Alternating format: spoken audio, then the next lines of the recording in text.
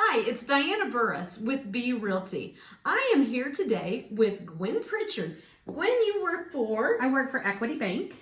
I have worked with Gwen for a number of years. We're not going to say how far back, but you've been in the business for how many years? Well, I started in title in 1992, so I've been around for a while. And she's been a loan officer. Gosh, you've been a loan officer way back Prairie State Bank days. Yeah. I mean, Quite a long time ago. So we've had a long relationship. I invited Gwen here today to 7242 Southwest Pine Bluff Court in Augusta, Kansas. This home is a very unique home. It's beautiful. It was custom built and it's for multiple families. So if you are considering taking care of your parents, or you have an extended household that you need a lot of room, this house is a perfect fit. It has 2 master bedrooms, 5 other bedrooms, 5 bathrooms. It's a beautiful house, over 6,000 square feet on an acre. It's got a sprinkler system. I mean, this house just has so many pluses to it. Gwen, I want to ask you some questions about multi-family loans. Okay, so when you're buying a home, most home loans are 1 to 2 people. And so it's a little bit different when the application, it's not very common for more than 2 people to be on a loan. Can you explain how that process would work? Well, it's becoming more and more common because a lot of people are taking care of their aging parents. Assisted living really has gotten to be expensive. Yes. And so this is a great alternative. This house is gorgeous. Thank you, it is. I mean, obviously the previous owner or the current owner have been using this as taking care of their aging parent, and it's really set up for that. It really is, and they are very particular. They were the builders on it. Oh, well, it's built for this. Mm-hmm. But this would be a great opportunity. When typically, yes, 1 to 2 people typically buy a home together, but multiple people can purchase a home together and they can be on the loan together. So anyone that is going to reside in the home as their primary residence can qualify for the mortgage. So they just have to make sure that they qualify as well as credit and income goes, and then they can also be on the mortgage. Okay, well, and this house, we figured the square footage, it's $71.62 a square foot at its price. You cannot build a new house for that solid brick vinyl windows. I mean, it's just the cream of the crop. So how does a buyer prepare before starting a loan process? Well, it's important to always check your credit. Find a reliable source on the internet to check your credit. Make sure that there are not any blemishes or anything that could prevent you from qualifying. Sometimes people have blemishes on their credit report and they're unaware of it. And it can create a hurdle or two and make the process less fun if you go in blindly.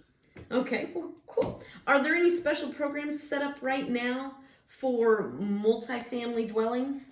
Well, first of all, I don't believe this house would be considered in the loan terms, a multifamily home. Right? You are correct. Because this home would definitely qualify as a single family residence. Yes. The beauty of it is multifamilies can live in this, or multi-levels of family can live in this. There's no special program for something like that. It's real simple. All the people have to qualify just as anyone else would if there was 2 people, 1 person, or 5 people qualifying together, as long as they're residing in the property as their primary residence. So there's no special programs. Typically, most people go conventional, 20% down, especially in a home like this. So, okay, but you don't have to have 20% down to purchase this home, correct? Well, right. I mean, you don't. You have programs to. that would. Well, I mean, certainly all lenders have different levels of conventional loans. There are becoming more and more overlays in the lending industry just because of COVID-19, unfortunately, and what the possible forecast. Everybody wants to be doom and gloom. I choose to say, we don't have a problem. That's exactly right. We got to stay positive throughout all this as well. Right. So I try not to think too doom and gloom about the economy in the future. I try not to live in a bubble either. So But yeah, certainly there are other conventional products for less down. But of course, with 20% down, you avoid some additional fees that could be involved, and also have your own control with taxes and insurance That's too. exactly right. Um, Again, I'm Diana Burris with B Realty. I'm here with Gwen Pritchard from Equity Bank, and we're just going over the facets of getting a loan with more than 2 people on a loan. So, Something I would suggest though, if you were looking at having several people on a loan together, that maybe aren't husband and wife or partners, or we're talking family members, what I would suggest is they sit down and have a conversation or two yes. about how things will be handled before you get into something like this. You might want to consider having a household bank account.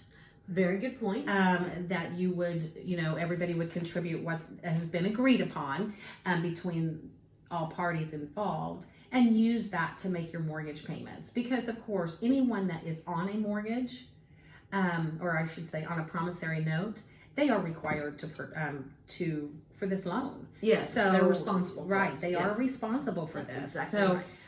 That's something that I just believe that everybody should have conversations ahead of time, just to make sure that everybody's on the same page. But ultimately, it's an ideal situation Exactly.